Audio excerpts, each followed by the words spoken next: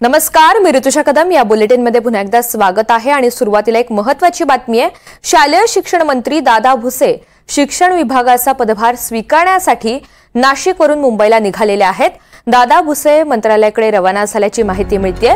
जिल्हा परिषद, खासगी संस्था, समाज कल्याण, आदिवासी विकास विभागाच्या शाळेतील विद्यार्थ्यांमधून विविध क्षेत्रामध्ये नैपुण्य मिळवलेल्या 50 विद्यार्थ्यांना सोबत घेऊन मंत्री दादा भुसे आता मुंबईच्या दिशेने निघालेले आहेत। विद्यार्थ्यांच्या उपस्थितीमध्ये दादा भुसे मंत्रालयामध्ये शालेय शिक्षण विभागाचा पदभार अनोख्या पद्धतीने स्वीकारणार आहेत। प्रांजल कुलकर्णी आपल्याला या सगळ्या संदर्भात अधिकची माहिती देतील। प्रांजल, ऋतुजा, आपण जर बघितलं तर खाते वाटप झाल्यात, मात्र अनेक मंत्र्यांनी अजून पदभार स्वीकारलेला नाहीये। त्यातच आज शालेय शिक्षण मंत्री दादा भुसे हे मुंबईकडे निघालेले आहेत आणि ते अनोख्या पद्धतीने करतात पदभार स्वीकारणार आहेत। आज सकाळी त्यांनी नाशिक जिल्हाधिकारी कार्यालयामध्ये विविध विभागाच्या अधिकाऱ्यांसोबत बैठकी घेतली आणि काही विद्यार्थ्यांसोबत त्यांनी बैठक घेतली आहे।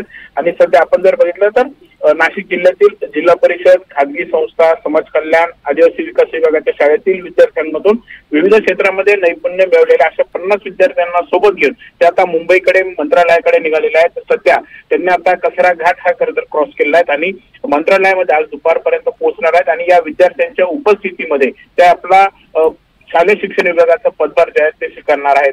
एकंदरीत आपण जर बघितलं तर शालेय शिक्षण विभागामध्ये खरं तर अनेक नवीन बदल करण्याची गरज आहे आणि ते मी करेल, त्यासाठी ही जी जबाबदारी माझ्यावरती पार पडली ती मी पूर्णपणे पार पडेल, असं दादा भुसे यांनी एनडीटीव्ही मराठीशी बोलताना 2 दिवसापूर्वी म्हटलेलं होतं। आणि आज ते अशा पद्धतीने शालेय विद्यार्थ्यांना सोबत घेऊन आपला पदभार देखील स्वीकारणार आहेत।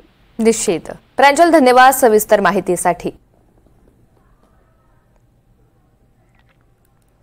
तर शालेय शिक्षण मंत्री दादा भुसे हे शिक्षण विभागाचा पदभार स्वीकारण्यासाठी आता नाशिकवरून मुंबईच्या दिशेने निघालेले आहेत, रवाना झालेले आहेत।